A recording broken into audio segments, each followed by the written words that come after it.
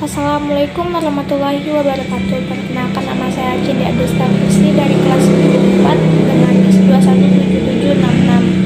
Di video kali ini saya akan menjelaskan alat-alat laboratorium beserta fungsinya berdasarkan jenis, fungsi, dan tingkat ketelitiannya. Yang pertama, berdasarkan jenis terbagi menjadi dua, yaitu alat gelas dan alat non-gelas. Alat gelas terdiri dari 1. Gelas piala yang bahasa Inggrisnya Beaker glass. yang berfungsi sebagai tempat mereaksikan bahan kimia. Yang kedua, Erlenmeyer yang bahasa Inggrisnya Erlenmeyer flask. yang berfungsi untuk mereaksikan bahan kimia dan digunakan dalam proses sterilisasi. Yang ketiga, kaca arloji yang bahasa Inggrisnya Watch glass dish. yang berfungsi sebagai tempat menimbang bahan berupa padatan atau pasta. Yang keempat, cawan Petri yang bahasa Inggrisnya Petri dish. yang berfungsi sebagai tempat membiarkan atau menumbuhkan mikroba pada analisa mikrobiologi. Yang kelima, labu destilasi yang bahasa Inggrisnya Distillation flask. yang berfungsi untuk memisahkan campuran berdasarkan perbedaan titik didih. Alat non-gelas yang pertama, cawan penguap yang bahasa Inggrisnya Evaporating dish. yang berfungsi sebagai wadah menguapkan air dari suatu sampel. Yang kedua, corong Busner yang bahasa Inggrisnya Buchner funnel. yang berfungsi untuk menyaring larutan dengan menggunakan pompa vakum. Yang ketiga, plat tetes yang berfungsi untuk melakukan reaksi kimia dalam jumlah sedikit atau tetes. Yang keempat, lumpang dan alu yang bahasa Inggrisnya Mortar and pestle. yang berfungsi untuk menghancurkan atau menghaluskan bahan kimia atau sampel yang berupa padatan atau kristal. Yang kelima, botol timbang yang bahasa Inggrisnya Weight bottle. yang berfungsi sebagai wadah yang digunakan untuk menimbang zat. Yang kedua, berdasarkan fungsi terbagi menjadi tiga, yaitu peralatan gelas dasar, peralatan gelas pengukuran, dan peralatan gelas analisis. Peralatan gelas dasar yang pertama, corong yang bahasa Inggrisnya Funnel. yang berfungsi untuk membantu memindahkan larutan atau bahan kimia cair ke wadah lain dan untuk menyaring larutan. Yang kedua, tabung reaksi yang bahasa Inggrisnya Test tube. yang berfungsi sebagai tempat untuk mereaksikan bahan kimia dalam jumlah sedikit. Yang ketiga, botol reagen yang bahasa Inggrisnya Reagent yang bottle. berfungsi sebagai tempat meletakkan reagen atau larutan yang akan digunakan. Yang keempat, botol timbang yang bahasa Inggrisnya Weight bottle. yang berfungsi sebagai wadah yang digunakan untuk menimbang zat. Yang kelima, batang pengaduk yang bahasa Inggrisnya Stirring rod. yang berfungsi sebagai pengaduk larutan dan juga untuk mengambil zat kimia padatan. Peralatan gelas pengukuran yang pertama, gelas ukur yang bahasa Inggrisnya Graduated cylinder. yang berfungsi untuk mengukur larutan secara kurang teliti namun tetap terukur.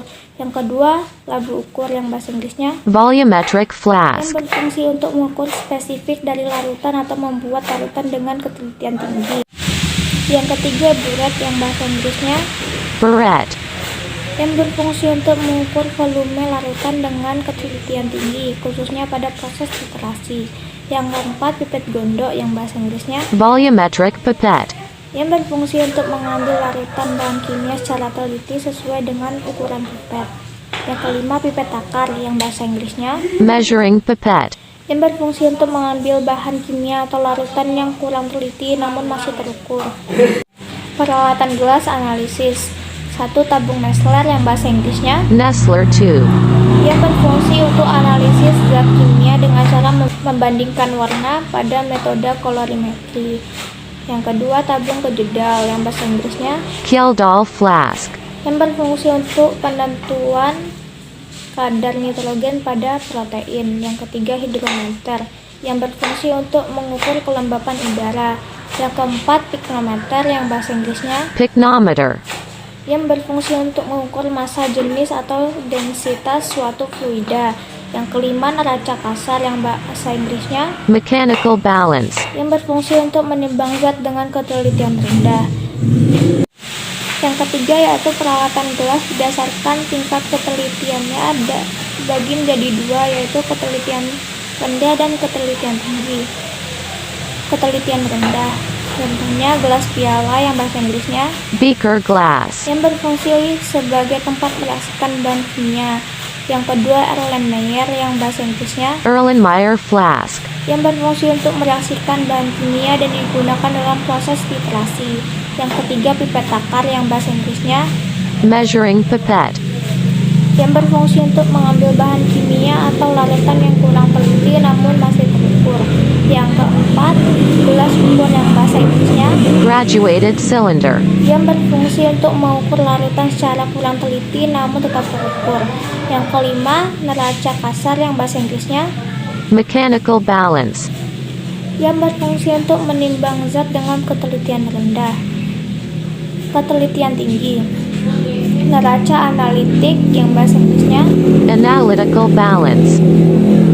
yang berfungsi untuk menimbang zat dengan ketelitian tinggi. Yang kedua, labu ukur yang bahasa Inggrisnya, Volumetric flask. yang berfungsi untuk mengukur spesifik dari larutan atau membuat larutan dengan ketelitian tinggi. Yang ketiga, buret yang bahasa Inggrisnya, Barrette. yang berfungsi untuk mengukur volume larutan dengan ketelitian tinggi khususnya pada proses titrasi. Yang keempat, pipet gondok yang bahasa Inggrisnya, Volumetric pipette. yang berfungsi untuk mengambil larutan bahan kimia secara teliti sesuai dengan ukuran pipet. Yang kelima, pyknometer yang bahasa Inggrisnya, Pycnometer. yang berfungsi untuk mengukur massa jenis atau densitas suatu fluida. Cukup sekian video tentang menjelaskan alat-alat laboratorium dari saya. Jika ada kesalahan saya mohon maaf. Wassalamualaikum warahmatullahi wabarakatuh.